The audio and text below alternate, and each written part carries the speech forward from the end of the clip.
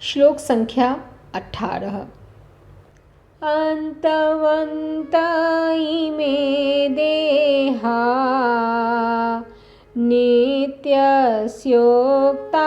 शरीरिण अनाशिनो प्रमेयस्य तस्माद्युद्धस्व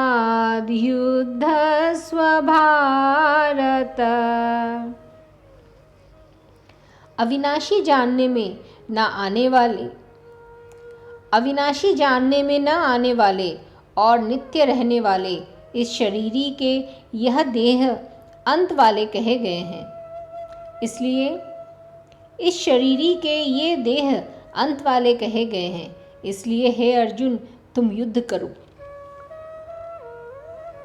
व्याख्या।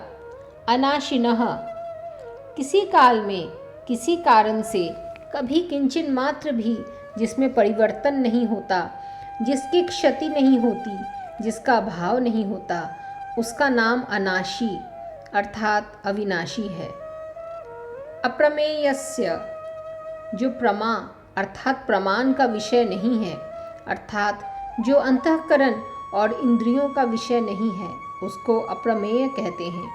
जिसमें अंतःकरण और इंद्रियां प्रमाण नहीं होती, उसमें शास्त्र और संत महापुरुष ही प्रमाण होते हैं। शास्त्र और संत महापुरुष उन्हीं के लिए प्रमाण होते हैं जो श्रद्धालु है। जिस शास्त्र में और संत में श्रद्धा होती है, वह उसी शास्त्र और संत के वचनों को मानता है। इसलिए वह तत्व केवल श्रद्धा का विषय है, प्रमाण का विषय नहीं है। शास्त्र और संत किसी को बाध्य नहीं करते कि तुम हमारे में श्रद्धा करो। श्रद्धा करने अथवा न करने में मनुष्य स्वतंत्र है। अगर वह शास्त्र और संत के वचनों में श्रद्धा करेगा तो यह तत्व उसकी श्रद्धा का विषय है, और अगर वह श्रद्धा नहीं करेगा तो यह तत्व उसकी श्रद्धा का विषय नहीं है। नित्यस्य यह नित्य निरंतर रहने वाला है। किसी काल में यह न रहता हो ऐसी बात नहीं है, अर्थात यह सब काल में सदा ही रहता है। अंतवंत इमे देहा उक्ता शरीरिणा। इस अविनाशी, अप्रमेय और नित्य शरीरी के संपूर्ण संसार में जितने भी शरीर हैं, वे सभी अंत वाले कहे गए हैं। अंत वाले कहने का तात्पर्य है कि इनका प्रतिक्षण अंत हो रहा है। इनमें अंत के सिवाय और कुछ भी है ही नहीं, केवल अंत ही अंत है। उपर्युक्त पदों में शरीरी के लिए तो एक वचन दिया है और शरीरों के लिए बहुवचन दिया है। इसका एक कारण तो यह है कि प्रत्येक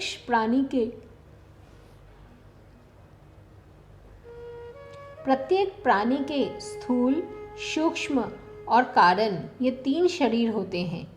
दूसरा कारण यह है कि संसार के संपूर्ण शरीरों में एक ही शरीरी व्याप्त है। आगे 24वें श्लोक में भी इसको सर्वगतः पद से सब में व्यापक बताएंगे। यह शरीरी तो अविनाशी है और इसके कहे जाने वाले संपूर्ण शरीर नाशवान हैं। जैसे अविनाशी का कोई विनाश नहीं कर सकता, ऐसे ही नाशवान को कोई अविनाशी नहीं बना सकता। नाशवान का तो विनाशीपना ही नित्य रहेगा, अर्थात उसका तो नाश ही होगा। विशेष बात यहाँ अंतवंत इमे देहा कहने का तात्पर्य है कि यह जो देह देखने में आते हैं, ये सब के सब नाशवान हैं।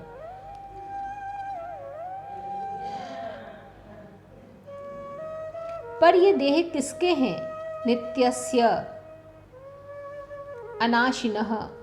यह देह नित्य के हैं, अविनाशी के हैं। तात्पर्य है कि नित्य तत्व ने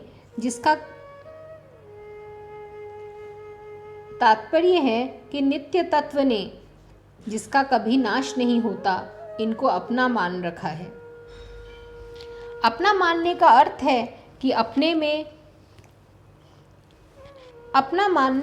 है कि अपने को शरीर में रख दिया और शरीर को अपने में रख लिया।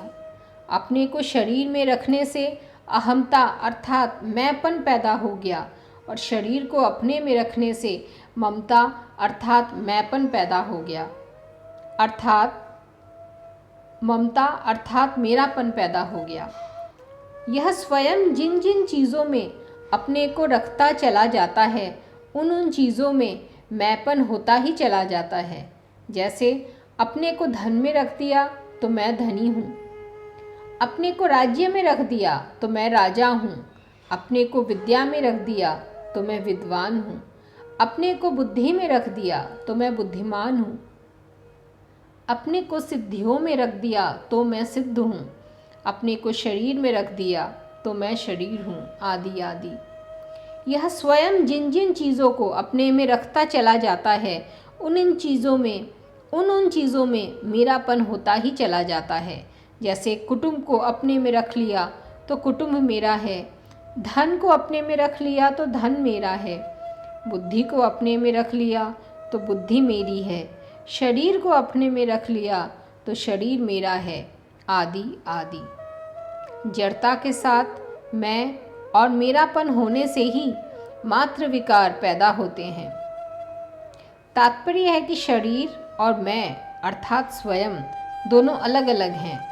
इस विवेक को महत्व न देने से ही मात्र विकार पैदा होते हैं, परंतु जो इस विवेक को आदर देते हैं, महत्व देते हैं, वे पंडित होते हैं।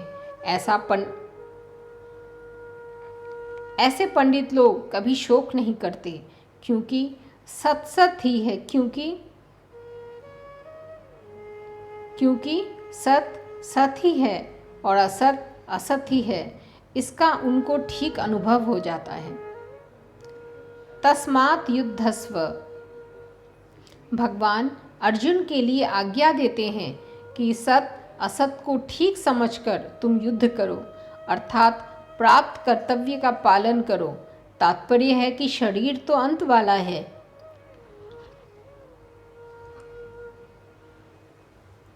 और शरीरी अविनाशी है। इन दोनों शरीरी की दृष्टि से शोक बनता ही नहीं। इन दोनों शरीरी की दृष्टि से शोक बन ही नहीं सकता। अतः शोक का त्याग करके युद्ध करो। विशेष बात, यहाँ 17वें और 18वें इन दोनों श्लोकों में विशेषता से सत तत्व का ही विवेचन हुआ है, कारण कि इस पूरे प्रकरण में भगवान का लक्ष्य सत का बोध कराने में ही है। सत का बोध हो जाने से असत की निवृत्ति स्वतः हो जाती है।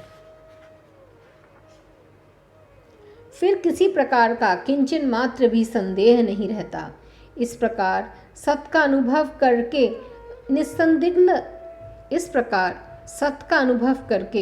निस्संदिग्ध होकर कर्तव्य का पालन करना चाहिए। इस विवेचन में यह बात सिद्ध होती है कि सांख्य योग एवं कर्म योग में किसी विशेष वर्ण और आश्रम की आवश्यकता नहीं है। अपने कल्याण के लिए चाहे सांख्य योग का अनुष्ठान करें, चाहे कर्म योग का अनुष्ठान करें, इसमें मनुष्य की पूर्ण स्वतंत्रता है। परंतु व्यवहारिक काम में वर्ण और आश्रम के अनुसार शास्त्रीय विधान की परम आवश्यकता है। तभी तो यहाँ सांख्य योग के अनुसार सत असत का विवेचन करते हुए भगवान युद्ध करने की अर्थात कर्तव्य कर्म करने की आज्ञा देते हैं। आगे 13वें अध्याय में जहाँ ज्ञान के साधनों का वर्णन किया गया है, वहाँ भी असक्तिर भिष्वंग पुत्रदार गुहादिषु कहकर पुत्र स्त्री घर आदि की आसक्ति का निषेध किया है। अगर सन्यासी ही सांख्य योग के अधिकारी होते तो पुत्र, स्त्री और घर आदि में आसक्ति रहित होने के लिए कहने की आवश्यकता ही नहीं थी, क्योंकि सन्यासी के पुत्र, स्त्री आदि होते ही नहीं। इस तरह गीता पर विचार करने से सांख्य योग एवं कर्म योग दोनों परमात्मा प्राप्ति के स्वतंत्र साधन सिद्ध हो जाते हैं। यह किसी वर्ण और आश्रम पर किंचन मात्र भी अवलंबित नहीं है। परिशिष्ट भाव। भगवान ने अपने उपदेश के आरंभ में गतासून अर्थात मृत और अगतासून अर्थात जीवित दोनों प्राणियों को अशोच्य बताया है।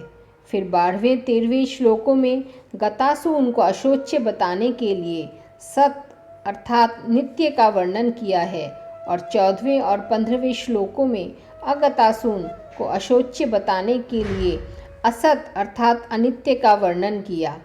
फिर असत और सत दोनों का वर्णन 16वें श्लोक में किया है। इसके बाद सत के भाव और असत के अभाव का विवेचन मुख्य रूप से 17वें 18वें श्लोकों में करके एक प्रकरण पूरा करते हैं। यद्यपि भाव अर्थात होनापन आत्मा का ही है, शरीर का नहीं, तथापि मनुष्य के भूल से यह होती है कि वह पहले शरीर को देखकर फिर उसमें आत्मा को देखता है। पहले आकृति को देखकर फिर भाव देखता है। ऊपर लगाई हुई पालिश कब तक टिकेगी? साधक को विचार करना चाहिए कि आत्मा पहले थी या शरीर पहले था। विचार करने पर सिद्ध होता है कि आत्मा पहले है और शरीर पीछे है, भाव पहले है, आकृति पीछे है। इसलिए साधक की दृष्टि पहले भाव रूप आत्मा और स्वयं की तरफ जानी चाहिए, शरीर की तरफ नहीं। जय श्री राधे।